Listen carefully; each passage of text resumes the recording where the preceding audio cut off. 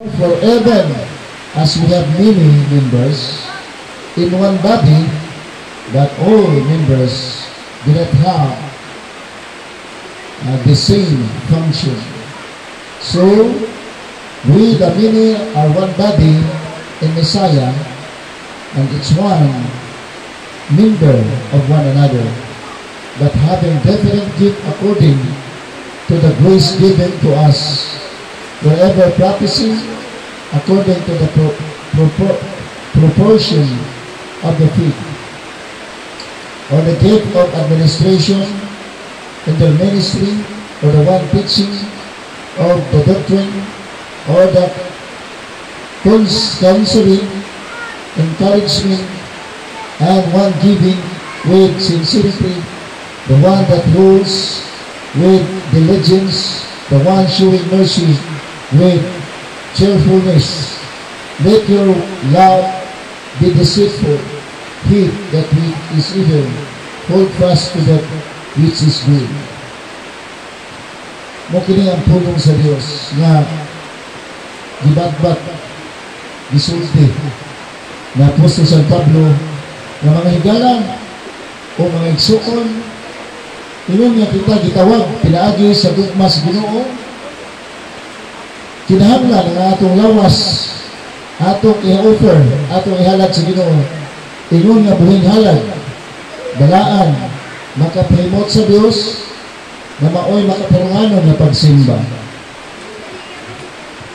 So, number one, ang gisgutan dinhi na living sacrifice. Ang una diha is present your body. Kana bang imo halad ang imo kagalingon ngadto sa Ginoo. Amen? No? Present your body a living sacrifice, holy, pleasing to God, which is your reasonable service. Another version, reasonable worship. Kini ba nga itong lawas? Kaya ba na nimo? Kaya ba na ito nga atong ihalad sa Ginoo? Atong i-present?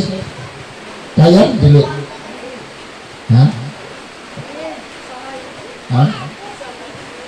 Usahay? Kini ba yung halad nga pangayoon sa Ginoo sa Old Testament? Baka, karniro, ilang ilang pilion ang ilang ihalad sa Ginoo karang way daot. Amen? Way sakit. Dili buta, dili piang, dili masakiton. Dili sadliwang. So, sa atong application karon, pwede sad siguro no nga ang atong kagalingon atong ihalad sa Ginoo kanang dili masakiton. Buti pasabot nga masakiton kana bang wa na kay kahugawan sa imong sinultihan, sa imong binuhatan. Mo gyud siya kana siyang gitawag og gusto sa Ginoo nga makita diri sa atong kaugalingon. Amen? Dili man ingon nato nga simba ka, mori ka sa simbahan, enough na siya nga imo ikapakita sa Ginoo. Kinahanglan nga mori ka sa simbahan, mangalagad ka sa Ginoo nga nakay effort, nakay paningkamot, na mausab ang imong kinabuhi, na mabag-o ang imong batasan, na mabag-o ang imong kinaiya, nagikan sa maot na kinaiya o batasan, mubalhin nga rin maayong kinaiya o batasan. Amen? Gikan sa kinabuhi na latagaw o barumbadong, mubalhin sa kinabuhi na seryoso o tinarong diya sa atong Ginoo. Abi mo mga igsuon, adlaw-adlaw, gikinahanglan mag-ugba. Adlaw-adlaw kinahanglan magtrabaho ka sa kahimayaan sa atong Dios. Matag pitik sa orasan, matag salop sa adlaw, matag subang sa adlaw o sa pagsalop nini, nag-iban baya na ang imong kinabuhi. Amen? Nag-iban. So, ang gustos Ginoo lang nga maghinahinay sa tagkahimpit diha sa Ginoo. Di ba? Maghinahinay tagkahimpit sa iyang atubangan. No? Kanang halad sa atong lawas, buhing sakripisyo. Buhi gani, dili na kahibaw nga, dili na bungol, dili na buta, living sacrifice. Kung saan ang buhi, dili buta, dili sad, bungol.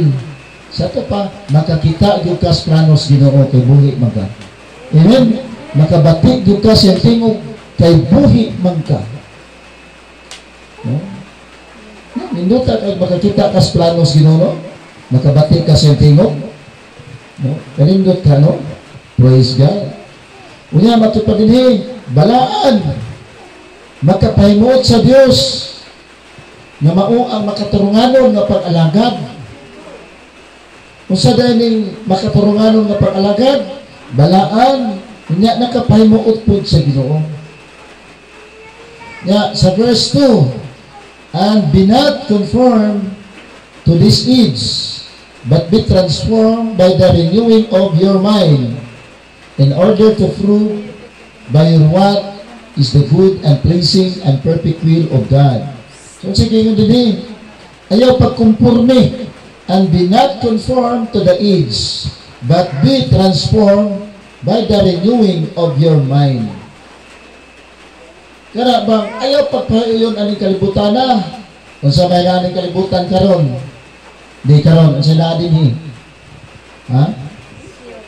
Bisyo, ang sa pagyod, kahilayan, ang sa paman, pangandoy, o kana, diba?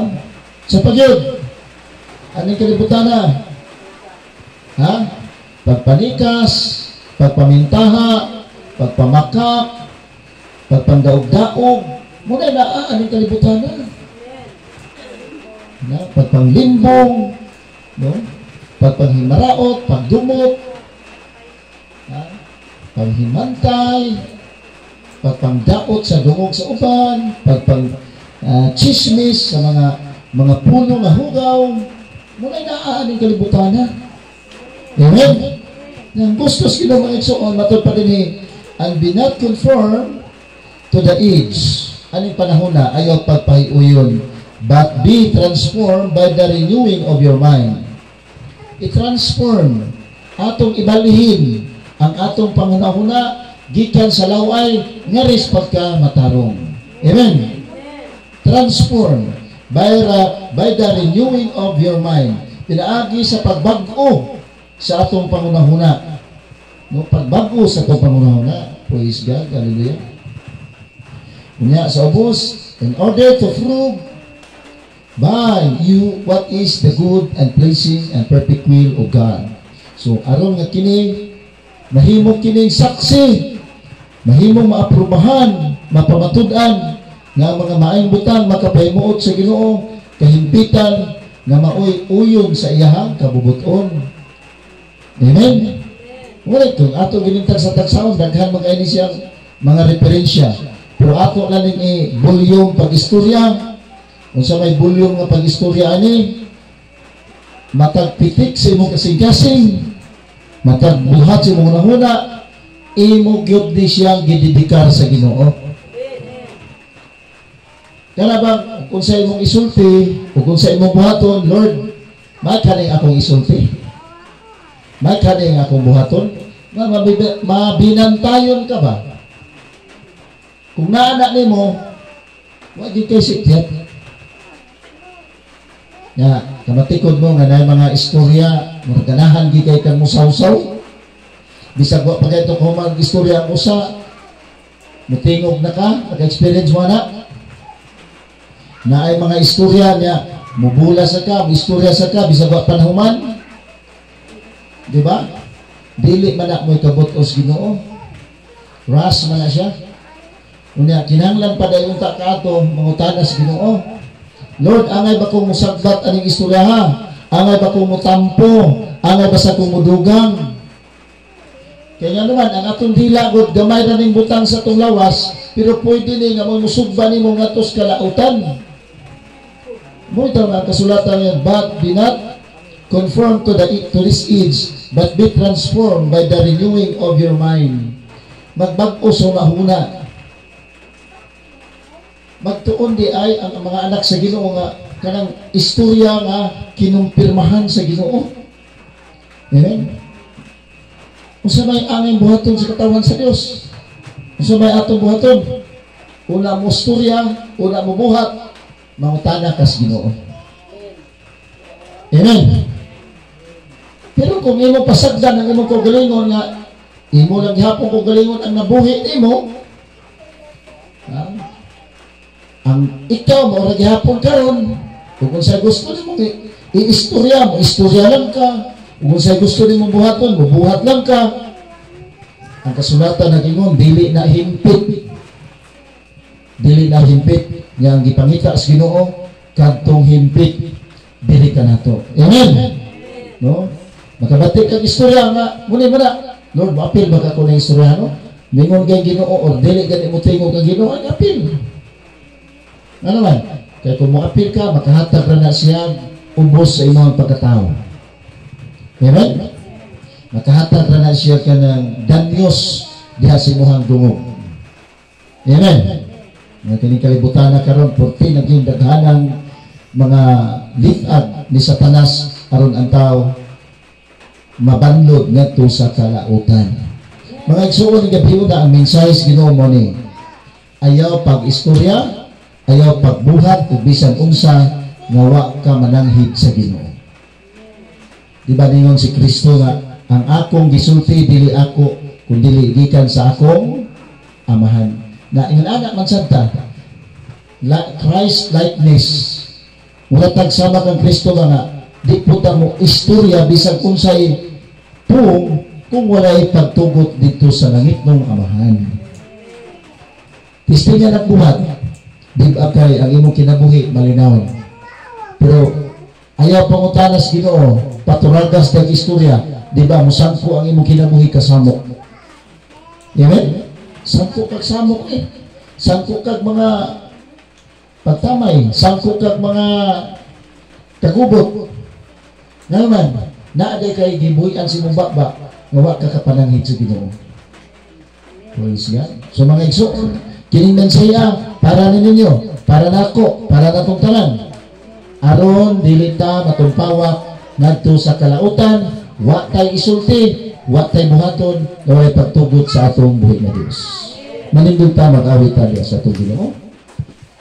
Ang Dios magapanalangin kanatong tanan.